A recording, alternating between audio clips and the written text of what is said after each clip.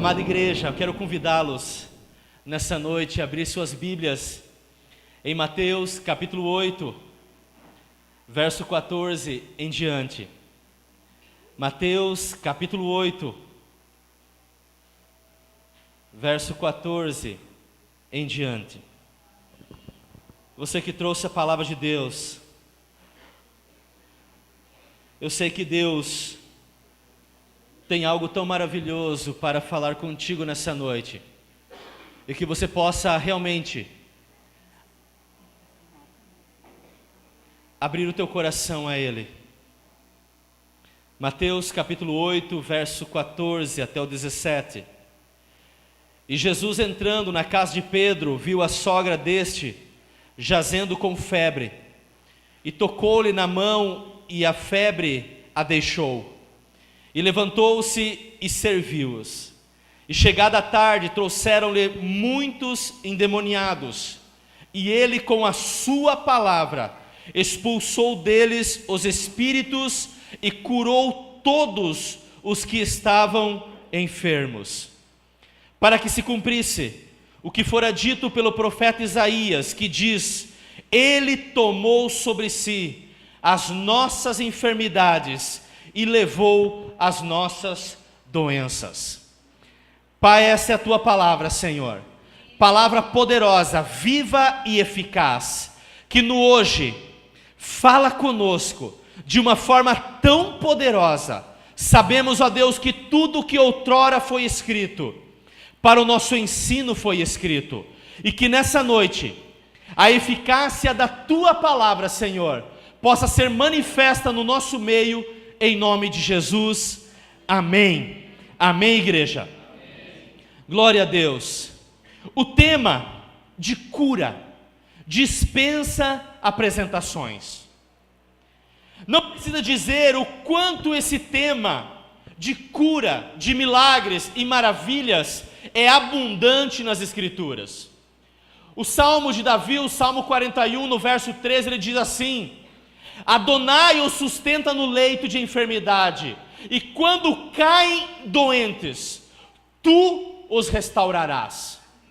Não apenas Davi, ele apresenta esse salmo em uma forma de cântico, mas entendemos que essa também é uma das promessas de Deus. Adonai os sustenta no leito de enfermidade, quando caem doentes, tu os restaurarás. E é interessante que, abrangendo um pouco o entendimento sobre essa temática da cura, ou de curar, ou os benefícios da palavra de Deus a respeito de cura, estudando um pouco mais a respeito disso, a enciclopédia histórico-teológica da Igreja Cristã, editado pela Edições Vida Nova, ela diz o seguinte sobre cura e sobre curar. Em um artigo de Paul Chappell, ele diz o seguinte: a restauração da saúde, o ato de tornar íntegro ou saudável, física, mental ou espiritualmente o ser humano. Esse é o propósito de cura nas Escrituras. Não apenas a cura física, mas nos tornar íntegros e saudáveis de uma forma física, mental e espiritual.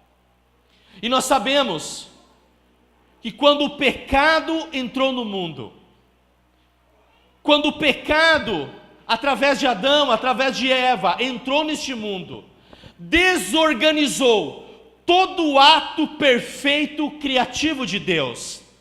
A Bíblia indica, igreja, que a vontade suprema de Deus para o homem, para mim e para você, é que nós tenhamos saúde. Esse é claro, a vontade de Deus, a vontade suprema de Deus, em que todo ser humano seja saudável. Deus não quer que eu ou você padecemos de alguma enfermidade, mas quando o pecado ele entra então no mundo, ele desorganiza todo o ato criativo de Deus. A cura é um assunto de destaque na Bíblia. A cura é um assunto de destaque nas Escrituras. Sabe, igreja, Para você ter um entendimento sobre isso, 3.779 versículos dos 4 evangelhos, 1/5 desses versículos, ou seja, 729 versículos, falam de cura e ressurreição. Tamanha é a ênfase que Deus dá a esse assunto, tamanha a ênfase que a palavra de Deus nos dá a respeito disso. Cura, restauração, milagres, ressurreição.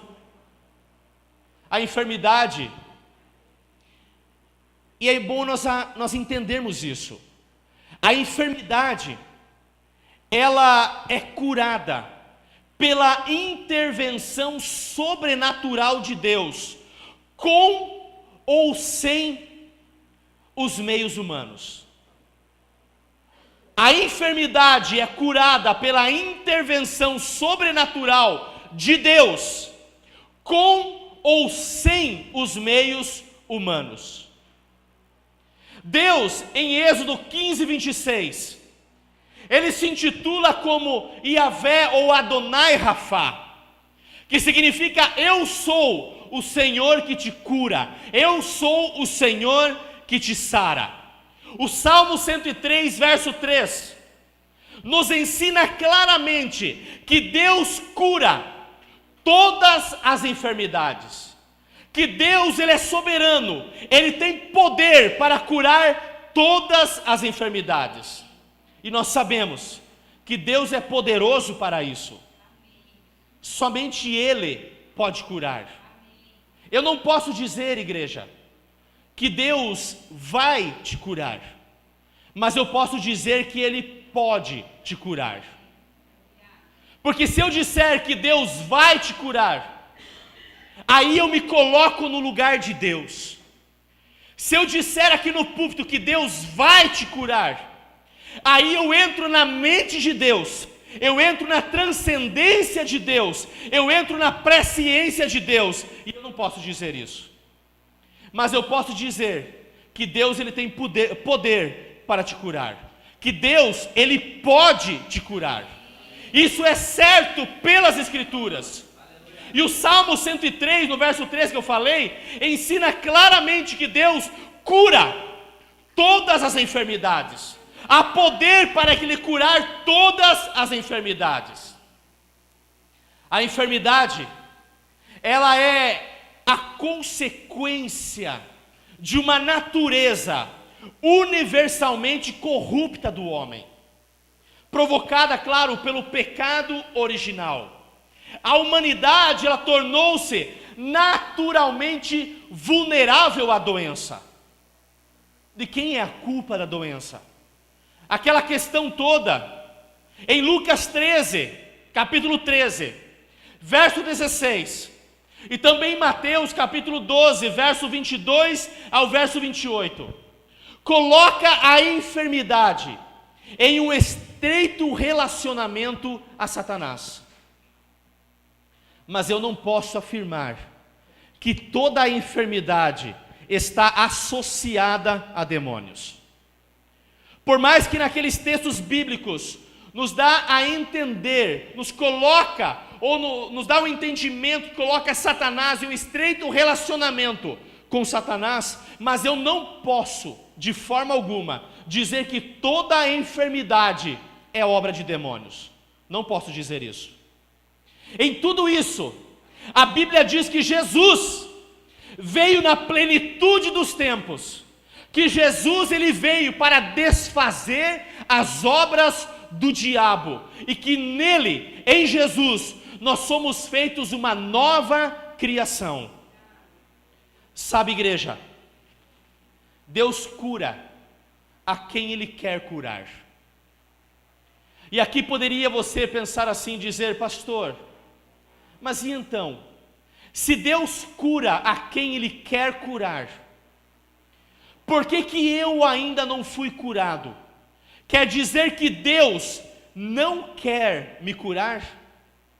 E a minha resposta para você é: não sei. Às vezes a Bíblia associa a cura a um ato e expressão de fé de um indivíduo. Por várias vezes Jesus, ou a Bíblia nos coloca, que a pessoa ela foi curada pelo seu ato de fé.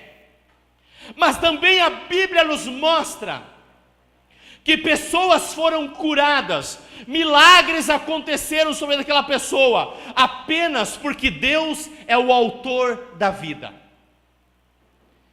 Deus cura a quem Ele quer curar. O que é certo é que há um poder, o que é certo é que há esse poder para que Deus possa agir com cura. E o que eu preciso saber a respeito disso é que Deus cura. Porque as nossas indagações são as seguintes: por que Deus não me curou? Eu já orei tantas vezes, eu já clamei tantas vezes, por que Deus não me cura? Por que eu não fui curado? Quer dizer que Deus não quer me curar? Uma coisa que você precisa saber é que há em Deus esse poder de cura. O que você precisa saber é que Deus, Ele cura. É que há esse poder, Deus cura. Em Mateus capítulo 4, você que está aí com a sua Bíblia aberta, em Mateus capítulo 4, verso 23 e 24, a Bíblia diz o seguinte: e percorria Jesus toda a Galileia, ensinando nas suas sinagogas e pregando o evangelho do reino e curando todas as enfermidades e moléstias entre o povo. E a sua fama correu por toda a Síria, e traziam-lhe todos os que padeciam acometidos de várias enfermidades e tormentos, e os endemoniados, os lunáticos e os paralíticos, e ele os curava. Essa é a palavra de Deus, igreja, do qual a própria Bíblia diz que tudo que outrora foi escrito, para o nosso ensino foi escrito. Em Hebreus capítulo 13, verso 8, diz que Jesus é o mesmo. Esse Jesus que agia 2000 anos atrás, pregando o evangelho do reino, ensinando nas sinagogas e curando todas as moléstias, todas as enfermidades entre o povo. Esse mesmo Jesus, em Hebreus 13, 8, diz que o de 2000 anos atrás, Ele é o mesmo hoje. Romanos 10, 17, a fé vem pelo ouvir, e o ouvir da palavra de Deus. A fé vem pelo ouvir, e o ouvir da palavra de Deus. Um grande pregador norte-americano, pastor norte-americano, Lee Eclove, ele diz o seguinte: a unção já está sobre as Escrituras. Isso vem em paralelo com 2 Timóteo 3,16, onde diz que toda a Escritura é inspirada por Deus. O que nós aprendemos com isso? A palavra de Deus não precisa da unção de pregador algum. Já há uma unção sobre a palavra de Deus, porque a palavra é de Deus, não é do homem. Essa palavra, ela é inspirada por Deus, é obra do Espírito de Deus para nós no hoje. Então a eficácia da palavra de Deus, em que a fé vem pelo ouvir, e o ouvir da palavra, a tua fé não é gerada pela unção de pregador algum. A palavra de Deus não depende da unção de algum pregador. Já há uma unção, porque é a palavra de Deus. E quando a palavra de Deus ela é proclamada, algo acontece. Porque a eficácia do poder e da unção que há na palavra.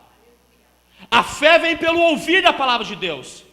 Quando você lê as Escrituras, quando você ouve a palavra de Deus, isso gera fé no teu coração para a eficácia da palavra de Deus na tua vida. Sabe, igreja, eu não posso aqui dizer, como por exemplo, John Alexander Dowie, que em 1895, ele, em uma das suas pregações, intitulada o seguinte: Doutores, Drogas e Diabos, os inimigos do Cristo que cura. John Alexander Dowie, ele pregou essa pregação dele. Ele diz o seguinte: médicos e remédios são instrumentos de Satanás para derrotar o exercício da verdadeira fé. E eu não posso concordar com ele. Eu não posso dizer que médicos e remédios são instrumentos do diabo para aniquilar a fé da palavra de Deus que gera no teu coração. E John Alexander Dowie, ele começou a pregar a respeito disso, onde qualquer pessoa que tivesse alguma enfermidade não deveria procurar remédios e muito menos médicos, porque Cristo iria curar aquela pessoa. Nós não podemos declarar isso. Eu não posso agir ou concordar com isso. E também eu não posso dizer aqui no púlpito que Deus vai curar a todos. Se você que tem algum tipo de enfermidade, está acometido de algum tipo de enfermidade, eu não posso dizer que Deus vai te curar. Mas eu volto ao início do sermão, quando eu disse que a enfermidade ela é curada pela intervenção sobrenatural de Deus, com ou sem os meios humanos. Deus, quando nós entendemos que Ele é o Criador da vida, o Autor da vida, uma cura sobre mim, sendo por meios humanos ou não, eu glorifico a Deus pela obra de cura sobre mim. Eu não posso dizer que Deus vai curar a todos. E eu também não posso argumentar, como por exemplo, Fred Francis Bosworth, que ele diz o seguinte, que a cura é para todos, que todos serão curados, que a cura é para todos. Eu também não posso dizer isso.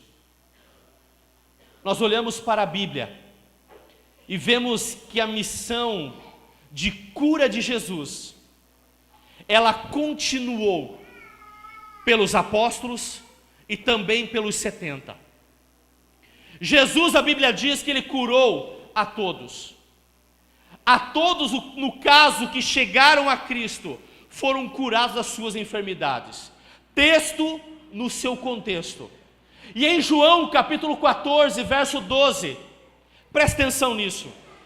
A Bíblia diz, o próprio Cristo declarando: na verdade vos digo, que aquele que crê em mim, também fará as obras que eu faço, e maiores ainda as fará, porque eu vou para o meu Pai. Aquele que crê em mim. D.A. Carson, em seu comentário do Evangelho de João, ele diz, comentando esse versículo aqui, ele fala o seguinte, que quando Jesus fala, aquele que crê, não é somente para os apóstolos. Aquele que crê é uma expressão que abarca todos os crentes e não somente os apóstolos. Quando Jesus diz assim, aquele que crer, fará as obras que eu fiz, e maiores do que estas as fará. É uma promessa de Deus.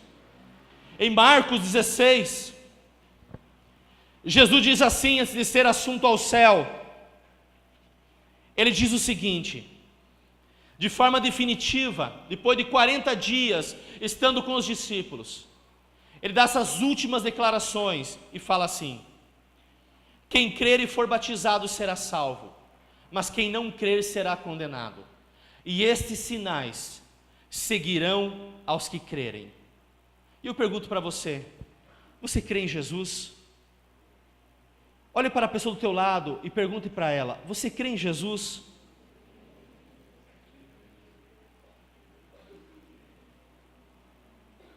Jesus em João 14, 12, ele diz, aquele que crê em mim. Em Marcos 16, 17, ele diz, os sinais seguirão aos que crerem. Em meu nome expulsarão demônios, falarão novas línguas, pegarão em serpentes. Se beberem alguma coisa mortífera, não lhes fará dano algum, e imporão as mãos sobre os enfermos e os curarão. Aos que crerem, aquele que crê em mim, os sinais seguirão aos que crerem. Em Tiago capítulo 5, verso 14, a Bíblia diz o seguinte: está alguém entre vós doente? Chame os presbíteros da igreja e orem sobre ele, ungindo-o com óleo em nome do Senhor. E o versículo 15 do mesmo capítulo de Tiago, na versão da Bíblia judaica, em português, diz assim: a oração oferecida com confiança curará o doente, e o Senhor restaurará sua saúde. O livro de Atos e as cartas fornecem claras evidências da continuidade da cura divina em toda a igreja. Não apenas Jesus enviou os 12 para curar, para expulsar demônios. Não apenas Jesus enviou os 70, mas em toda a narrativa do livro de Atos, você encontra pessoas sendo curadas, restauradas, libertas, milagres acontecendo no meio da igreja. E não apenas no livro de Atos. Quando você vai para os pais da igreja, para a história da teologia, da formação cristã, os relatos, ou melhor, há evidências que comprovam a prática contínua e generalizada de cura no meio da igreja. Os pais da igreja, como Irineu, Orígenes, Justino Mártir, Tertuliano e Agostinho. Ou quando você vai para o século XIX, no grande reavivamento de cura que aconteceu na Europa. Ou você vai para o mesmo século nos Estados Unidos, com o reavivamento das igrejas, ou do movimento holiness, movimento de santidade. Quero dizer uma coisa para você, igreja. Eu sei de uma coisa: Yahvé Rafá, eu sou o Senhor que te cura, Ele não está morto. Esse Deus que cura, que não precisa de homens, que não precisa com alguns que se intitulam com uma determinada unção para que isso se realize. Porque a Bíblia diz: os sinais seguirão os que crerem. Aqueles que crêem em mim farão as obras que eu fiz, e maiores ainda as farão. Uma coisa é certa: Yahvé Rafá, o eu sou o Deus que te sara, eu sou o Deus que te cura, Ele não está morto. É um Deus que vive para todo sempre. É o eu sou que te sara. Ele está aqui, Ele é vivo, Ele é poderoso. A Bíblia, ela não coloca ícones, ou muito menos molde, como métodos para alguém ser curados, para alguém ser curado. A Bíblia não coloca ícones ou métodos. Não é o copo d'água, não é o lenço ungido, não é o óleo sendo vendido por alguns. A Bíblia não coloca ícones, a Bíblia não coloca moldes. Sabe, em João no capítulo 9, apenas para nós termos um entendimento sobre isso, no verso 6 diz o seguinte: tendo dito isso, Jesus cuspiu na terra, e com a saliva fez barro, e untou com o barro os olhos do cego. Jesus, ele cura a um homem que tinha essa cegueira de nascença. E o que Jesus fez? Ele pegou o clenuir, cuspiu no chão fez barro, tocou nos olhos do cego, e ele foi curado. E agora, porque Jesus fez isso, nós temos que fazer a mesma coisa? Para que haja cura para um cego, nós temos que nos usar do mesmo método? Em Marcos capítulo 7, a Bíblia diz assim, no verso 33,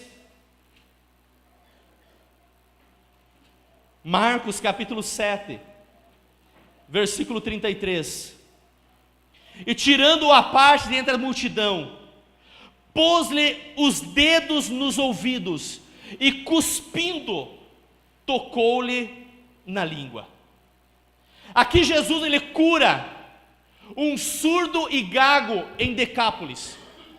E o que a Bíblia diz é o seguinte: Jesus agora, ele não cospe no chão e faz barro para tocar nos olhos dessa mesma pessoa. Agora Jesus, diz a palavra de Deus, ele leva esse homem à parte, ele coloca seus dedos nos ouvidos, cospe e toca na língua do gago, e esse homem é restaurado. E Jesus diz assim, efatá, isto é, abre-te. Eu fico pensando aqui, como Jesus fez isso. Não importa a versão, a linguagem que você vai para traduzir esse texto, ou para compreender esse texto. O que nos dá a entender é que Jesus com os seus dedos, ele coloca as suas mãos nos ouvidos do surdo, e ele cospe e toca na língua do gago, e ele é restaurado. Como que Jesus tocou na língua desse gago? Com saliva. E por causa disso nós temos que se usar do mesmo método hoje? No mesmo evangelho de Marcos, no capítulo 8, verso 23, diz assim, e tomando o cego pela mão, isso é outra situação, agora é o cego de Betsaida, e tomando o cego pela mão, levou-o para fora da aldeia, e cuspindo-lhe nos olhos, e impondo-lhe as mãos, perguntou-lhe se ele via alguma coisa. Agora Jesus não faz barro com a saliva. Agora Jesus não toca com a sua saliva na língua do gago. Agora Jesus, diz a Bíblia, ele cuspiu nos olhos do cego. Daí Jesus fala para ele, vocês conseguem ver alguma coisa? E ele diz, eu vejo as pessoas como árvore. E Jesus então impõe as mãos sobre ele novamente, e a visão dele é totalmente restaurada. O que eu quero dizer com isso? A Bíblia não nos coloca ícones, não é o lenço ungido, não é o copo de água, não é aquilo que vira moda entre alguns, que nós devemos também se usar do mesmo método. Há uma amplitude de formas em que acontecem as curas. Você pode estar sendo curado agora, nesse exato momento. Há uma amplitude no poder de Deus para agir com cura. O livro de Salmos diz que Deus, ele está entronizado no meio dos louvores do seu povo. Se o Deus que nos sara, que nos cura, está entronizado no meio dos louvores, talvez você foi curado e ainda nem sabe, enquanto o louvor estava sendo entoado aqui neste lugar. Quem cura é Deus. O poder de cura está sobre ele. Essa maravilha está sobre ele.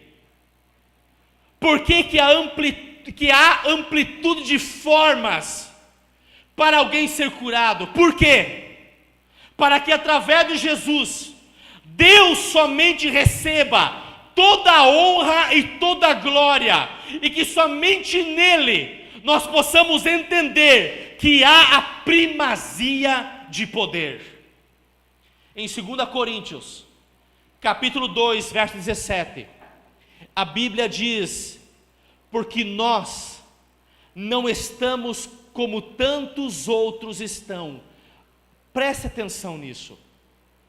Porque nós não estamos, como tantos outros, mercadejando, negociando a palavra de Deus. Antes, em Cristo, é que falamos na presença de Deus, com sinceridade e da parte do próprio Deus. Eu não posso te iludir com ícones, eu não posso te iludir com métodos, eu não posso fazer do Evangelho um mercado, eu não posso fazer do Evangelho, como Paulo diz, como tantos outros, motivo de negociação para visar lucro. O que eu quero dizer para você, que há um Cristo que cura, que há um poder maravilhoso que nos cura. E eu volto lá para Mateus capítulo 8, como texto introdutório, do qual diz assim que Jesus, entrando na casa de Pedro, viu a sogra deste jazendo com febre.